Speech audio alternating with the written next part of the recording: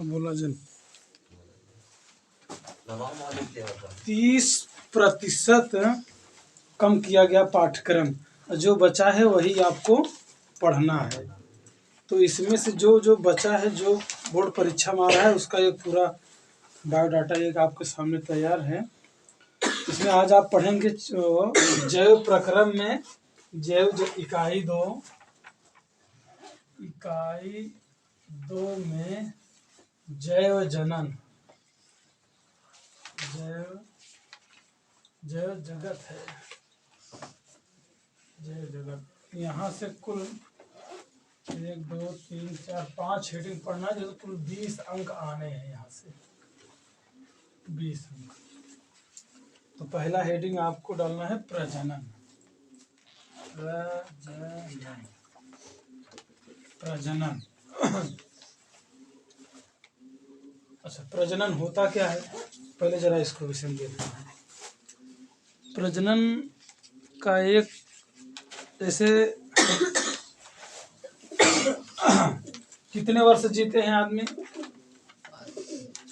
Maximum कितना जी लेते हैं? 80 साल 90 साल।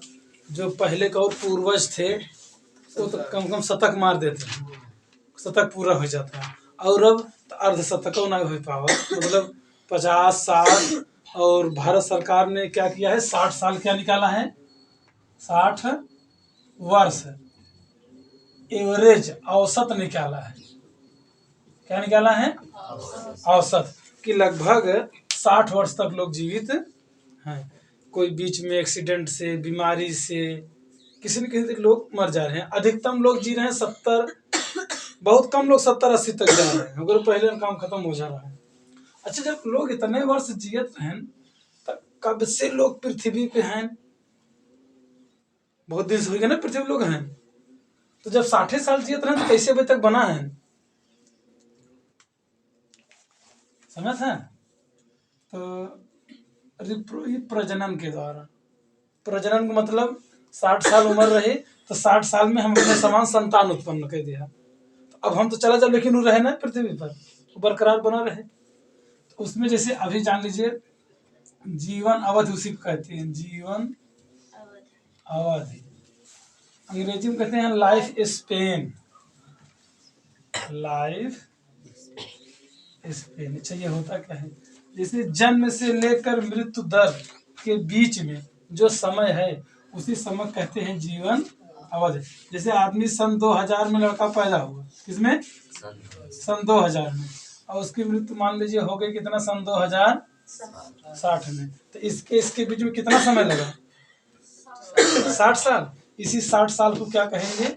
जीवन अवधि। क्लियर हो गया?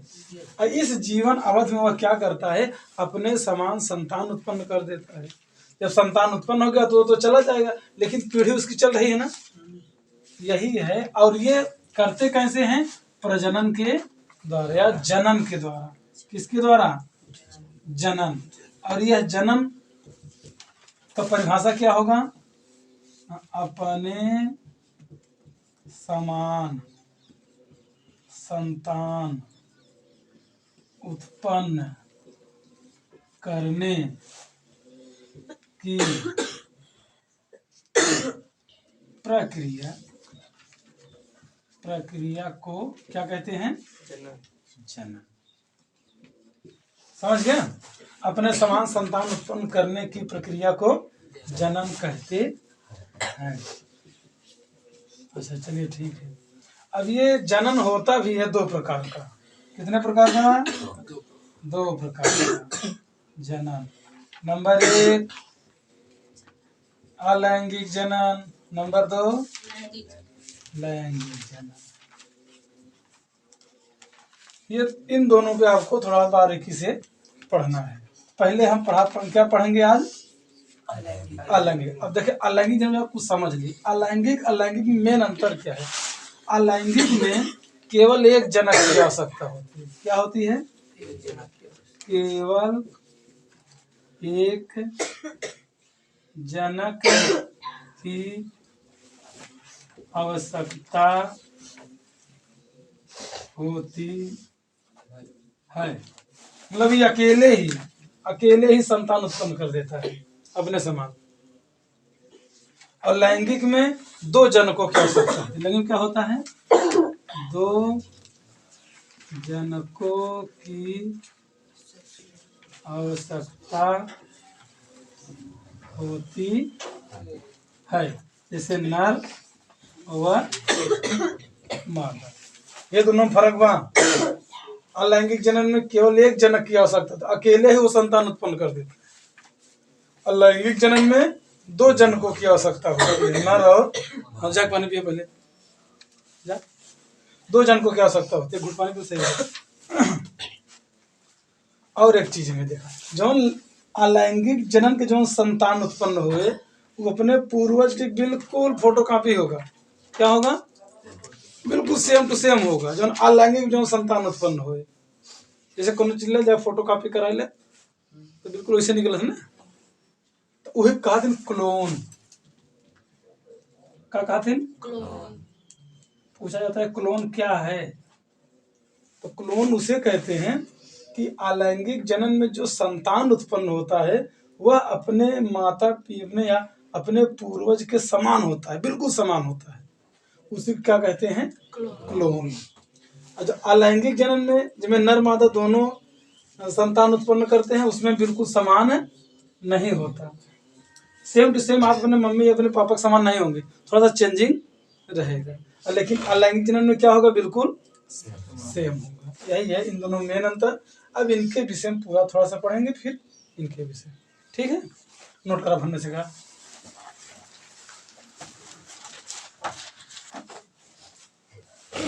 हाँ, तो अब हम आपको देखेंगे अलैंगिक जनन। अलैंगिक जनन, इसे इंग्लिश में कहते हैं एसेक्सुअल रिप्रोडक्शन। अच्छा, सबसे मेन बात अलैंगिक जनन की आपको परिभाषा बताना है आराम से एकदम। तो परिभाषा क्या होता है? अलैंगिक जनन में जो जनन कोशिकाएं होती हैं, जो जनन कोशिकाएं के बिना ही जनक संतान उत्पन्न कर देता है। जनन कोशिकाओं के बिना ही जनक क्या करता है? अपने समान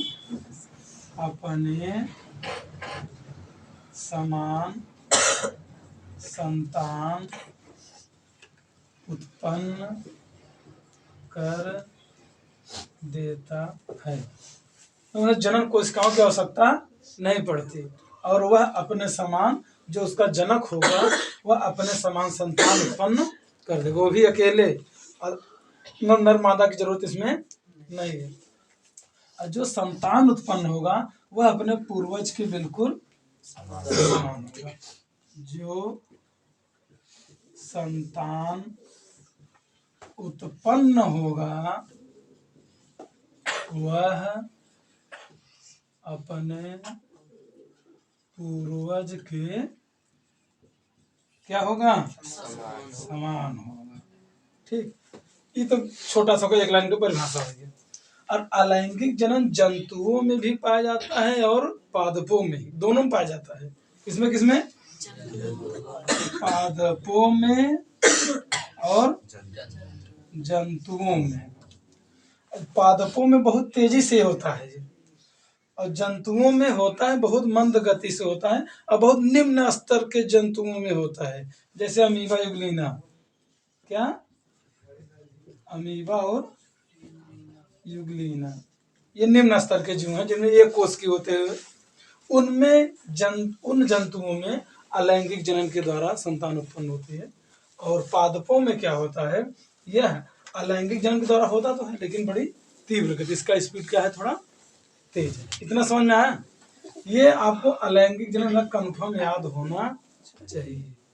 पहला चीज, इसमें जनक कोशिका के बिना ही जनन है, ये जनक अपने समान संतान उत्पन्न कर देता है। दूसरा, जो संतान उत्पन्न होगा वह अपने पूर्वज के समान होगा। इसी समान को ही कहते हैं क्या, क्लोन।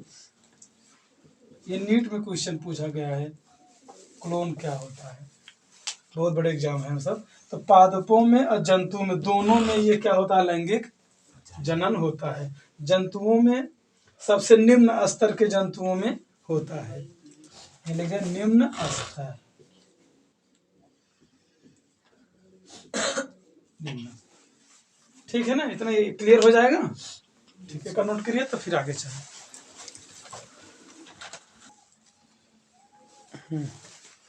अलैंगिक जनन के प्रकार, अगली हेडिंग क्या है आपकी, अलैंगिक जनन के प्रकार। अच्छा, नंबर 1 जो होता है वह होता है द्विविभाजन।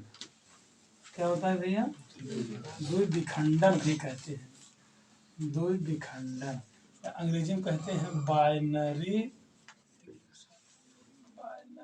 यह गड़बड़, फिसिजन, बाइनरी फिसिजन। अब इसमें क्या होता है, अलैंगिक के प्रकार आपको पढ़ना, हर तरह के अलग अलग सिस्टम बटे। जब विखंडन में होता है, जैसे ये कोई जीव है, ये मान लीजिए कोई जीव है, आपको देखिए इसमें ये अपने समान अकेले ही कैसे नई संतान उत्पन्न कर देता है।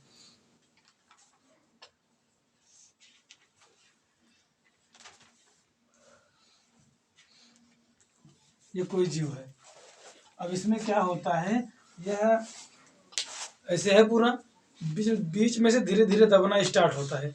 जब ये पूरा परिपक्व हो जाएगा, अपनी उम्र तक जी लेगा, तब उसके बाद ये क्या होता है, ये बीच में ही दबना ऐसे स्टार्ट होता है, धीरे धीरे धीरे धीरे धीरे धीरे से धीरे धीरे दब के फिर बाद में से अलग हो जाएगा, दो नई संतान उत्पन्न हो जाता है।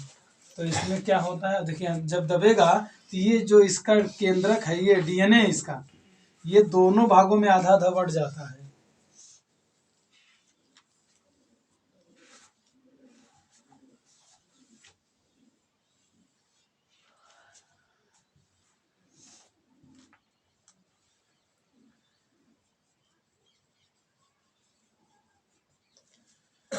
आधा इधर चला जाएगा, आधा ये पूरा था ना, इसमें पूरा आधा था, इसमें बढ़ जाएगा।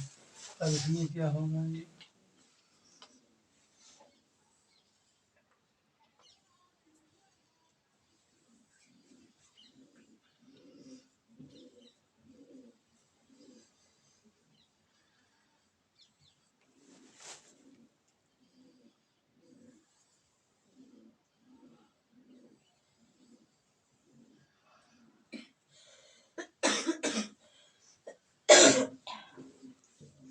बढ़ गया, ये दो नए जीव उत्पन्न हो गए, दो नए जीव।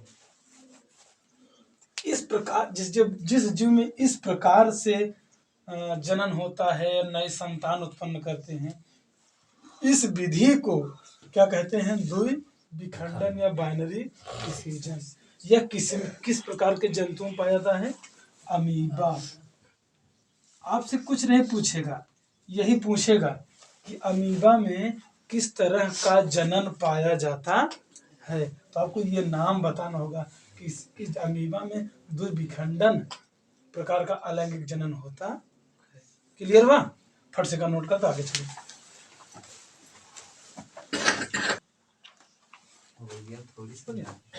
ये अलैंगिक जनन का दूसरा विधि है खंडन, ऐसे इंग्लिश में कहते हैं फ्रेगमेंटेशन।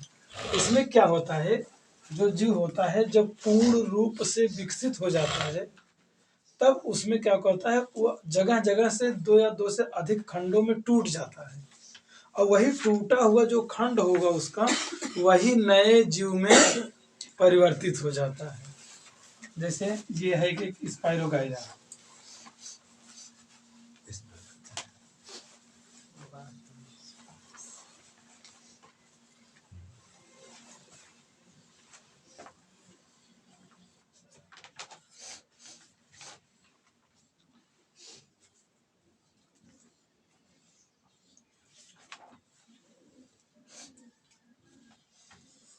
ये है एक। अब ये पूर्ण रूप से जो बिल्कुल रेडी है। अब इसमें क्या होता है, यह जगह जगह से टूट जाता है, टूट गया।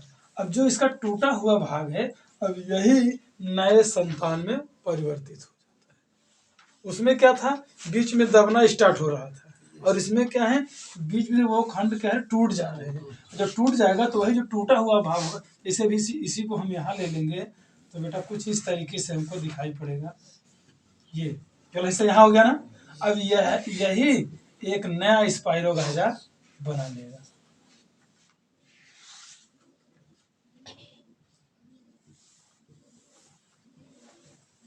एक नया जो तैयार, ये बिल्कुल सेम सेम इसी तरीके बन रहा है ना। ऐसे यह भी, ऐसे यह भी, ऐसे यह भी, वैसे यह भी। इसमें इसको भी बना लेते हैं।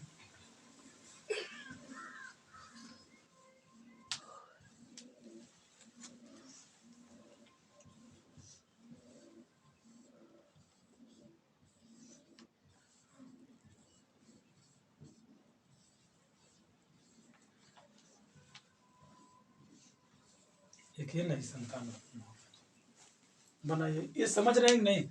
खंडन विधि में क्या होता है, जब जीव अपना पूर्ण विकसित हो जाता है, तब वह दो या दो से अधिक खंडों में टूट जाता है, और यही टूटे हुए खंड विकसित होकर नए जीव में हाँ, नए जीव परिवर्तित हो जाते हैं। एक लिख लिया अपने से। अच्छा, हम लिख दे रहे हैं, आप लोग लिख लीजिए।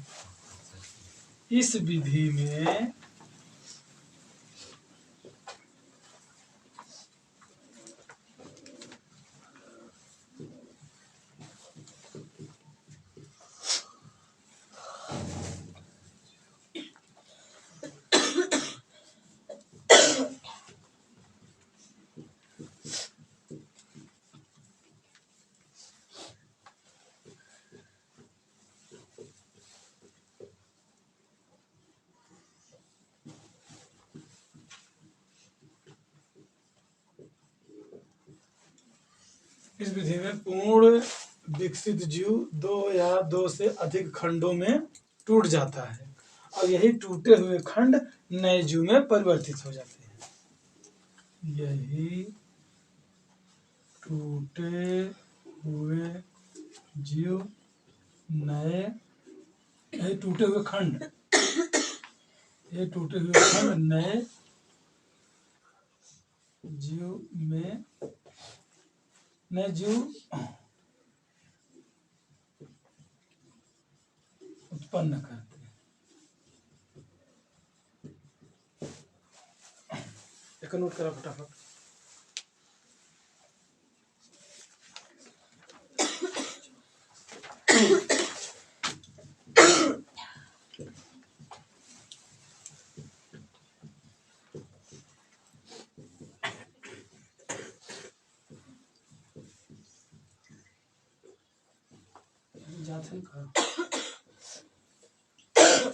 ये तीन तरह के जीवों में पाया जाता है, राइजोपस, स्पाइरोगाइरा, यूलोथ्रिक्स।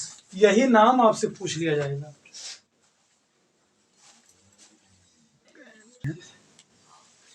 सबसे बाहुबली परिवार का नाम आप लोगों ने सुना होगा, रावण। सुना है ना? जब रावण में एक बहुत बड़ी क्वालिटी थी, उसके कितने सर थे? 10। 10 सर से खाता होगा। 10 सर है ना उसके, उसमें एक एक क्वालिटी, अगर उसका एक सर काट दिया जाता था तो अपने आप दूसरा तैयार हो जाता था। यही था ना? अगर एक मुंडी उसको मार दिया तो कट गया, फिर दूसरी मुंडी तैयार। ये गुण था रावण के पास, और यही गुण इसके पास भी है। अगर इसका कोई एक अंग आप काट दीजिए तो वो कटा हुआ अंग एक तैयार, मारत रहे एक इदूठी हो गया, और कहूँ गलती से कर 3 टुकड़ा हो गया तो 3 भाई तैयार हुए खड़खड़ाएंगे। ये है गुण इसके अंदर, कि अगर इसका कोई भी अंग आप काट देंगे तो वो जो अंग कटा हुआ होगा वो नया बन जाएगा तुरंत। अगर बच्चे बने धीरे धीरे बड़ा हुए ना, एक अच्छा बच्चा बनेगा, धीरे धीरे एक नई संतान में परिवर्तित हो जाएगा। ये जब, और ये गुण छिपकली के पूंछ में पाया जाता है। छिपकली पूंछ अगर काट दे तो काफी दिन बाद अगर उसे देखो तो पूंछ जामी है, केवल उसके पूंछ में ही गुण बांटे, पूरे शरीर में नहीं ना, क्योंकि मर्द मुंडी कड़ी मुंडी नहीं छिपकली बन जाए, ऐसा नहीं ना। ऐसा गुण केवल किसमें है, प्लेनेरिया और हाइड्रा में है। ये ऐसे जीव हैं इसके चाहे जितना टुकड़ा कर देवे, वो जितना टुकड़ा किया ओकर उतना संख्या बढ़ी, वो बाद में उतना नया जीव बन जाता है। तो ऐसे जीव जिसको काट देने पर उसका कटा हुआ भाग एक नए जीव में परिवर्तित हो जाए, तो इस प्रकार के जनन को क्या कहते हैं, पुनरुद्ध भवन। समझ गए ना आप लोग, क्योंकि अंग काटे जाओ नया तैयार हो चला जाए। यही पावा जाता है केवल प्लेनेरिया और हाइड्रा में। एक रीजनरेशन इसे कहते हैं। किसी जीव को काट देने से कटे हुए भाग से नया जीव बन जाए, नया जीव उत्पन्न हो जाए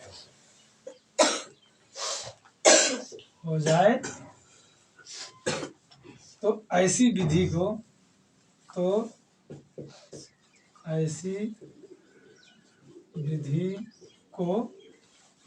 पुनरुद्ध भवन कहते,